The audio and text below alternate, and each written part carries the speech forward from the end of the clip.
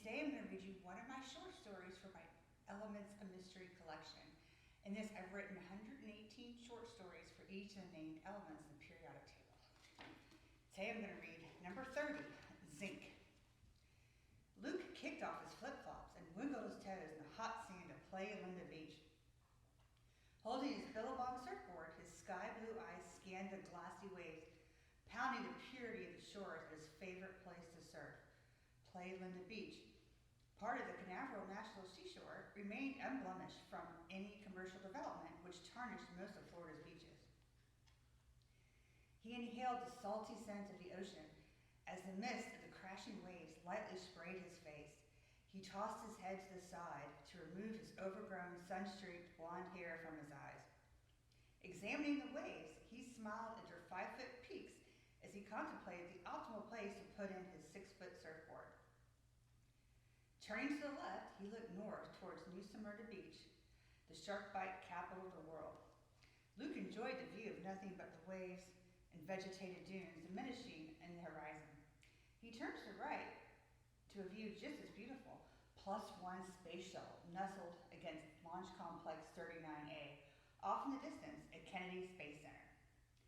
After deciding to start slightly north of his current location, he speared the tip of his surfboard onto the sand, allowing it to stand upright.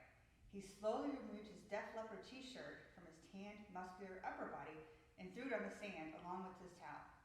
He removed his car keys from his lightning bolt board shorts and wished he had a girlfriend to tote all his crap.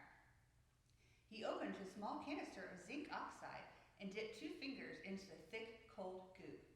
He rubbed the white sun protection on his nose without a thought about protecting the rest of his body from the harmful rays of the sun. He grabbed his wax and slowly rubbed it on his surfboard. Luke inhaled the coconut aroma as he meticulously covered the areas where he'd soon plant his feet to ride the waves. He grabbed the leash connected to the surfboard and secured the Velcro strap around his left ankle. He pulled his surfboard out of the sand, tucking it under his arm as he walked north about 50 yards. He trekked through the sinking sand of the shoreline and tossed his board flat into the water. After guiding his floating board until the water reached his thighs, Luke laid his torso on the board and paddled through the glassy waves. The water temperature felt perfect, warm enough to avoid the hassle of his wetsuit, yet refreshing enough to invigorate him. His arms stroked through the water as he paddled towards the open waters of the Atlantic Ocean. As the remains of a crashed wave rolled towards him, he automatically submerged the tip of his board into the water while simultaneously lifting his powerful upper body to allow the wave to flow between him and his board. Luke paddled past the waves and sat up on his board. His legs dangled in the water as he admired the unusual cleanliness of the saltwater. He watched the bait fish swim briskly below him and almost wished he couldn't see the bottom of the ocean floor. He silently debated if he wanted to see what swam in the waters beneath him. Sometimes ignorance is bliss. He regretted watching Shark Week on the Discovery Channel the night before.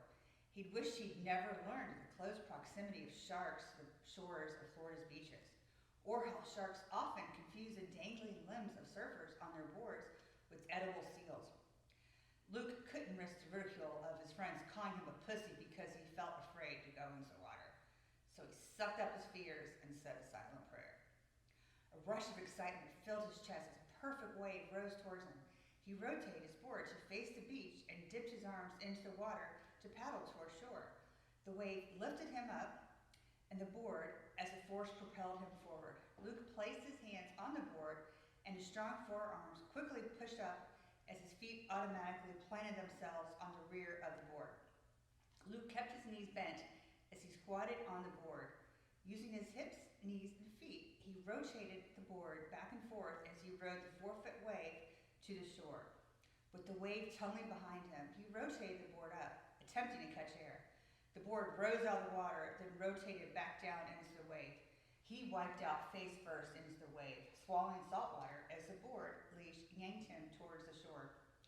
Praying no one knew he witnessed his wipeout, he stood on the ocean floor in waist-deep water until his bearings returned and his head stopped spinning. His ankle throbbed with pain as he recalled the fin of his board scraped him during the wipeout.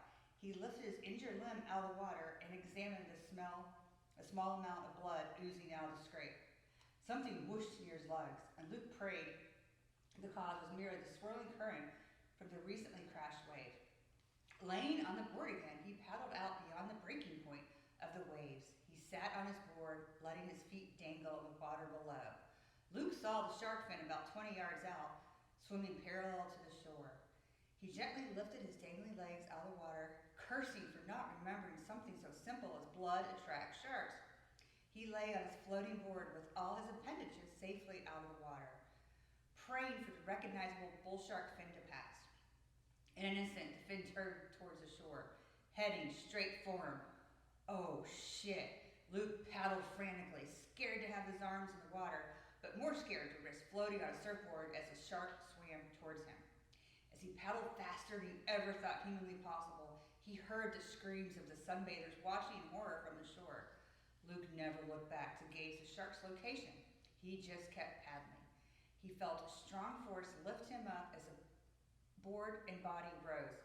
He knew the feeling all too well. He just caught a wave. Squatting up on the board, he rode the small wave all the way to the shore.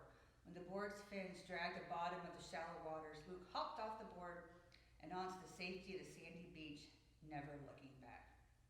Author's note: this is a true story based on my brother Damon.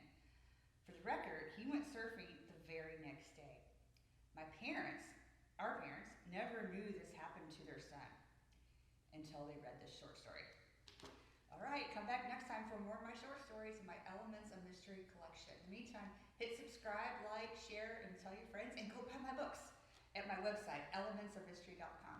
Thanks. See you next time.